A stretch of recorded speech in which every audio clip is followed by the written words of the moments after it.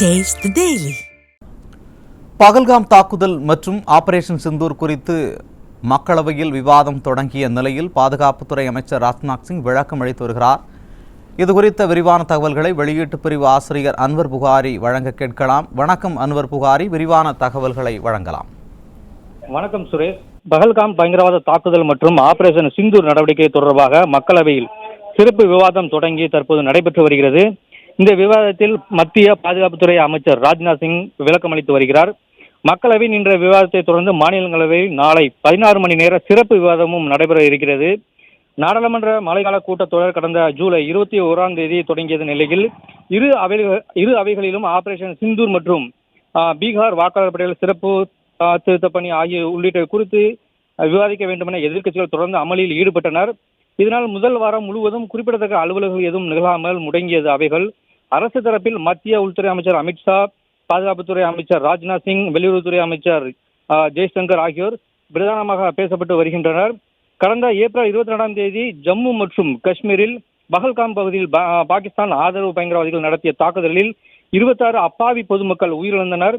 இதையடுத்து அப்போது மே 7ஆம் தேதி இந்திய ராணுவம் ஆபரேஷன் சிந்தூர் எனும் துல்லிய தாக்குதல் நடவடிக்கையை மேற்கொண்டது.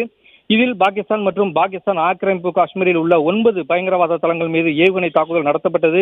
இதில் 100க்கும் மேற்பட்ட பயங்கரவாதிகள் கொல்லப்பட்டனர். மேலும் அவர்களின் பயிற்சி முகாம்களும் ஒட்டுமொத்தமாக அழிக்கப்பட்டனர்.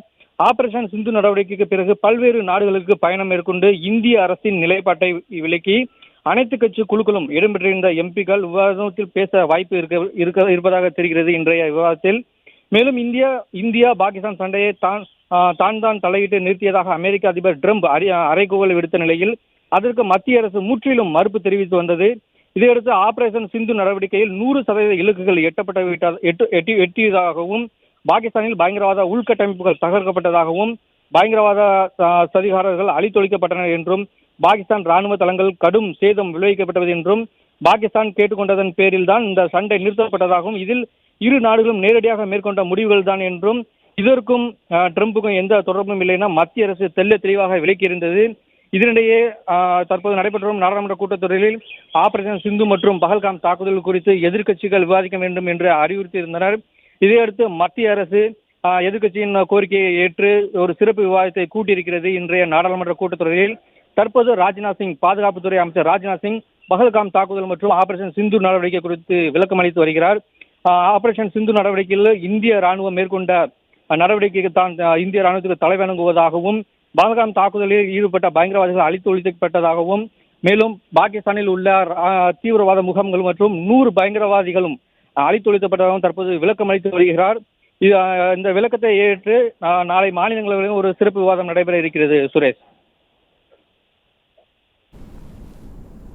விரிவான தகவல்களை வழங்கியமைக்கு நன்றி அன்வர் புகாரி.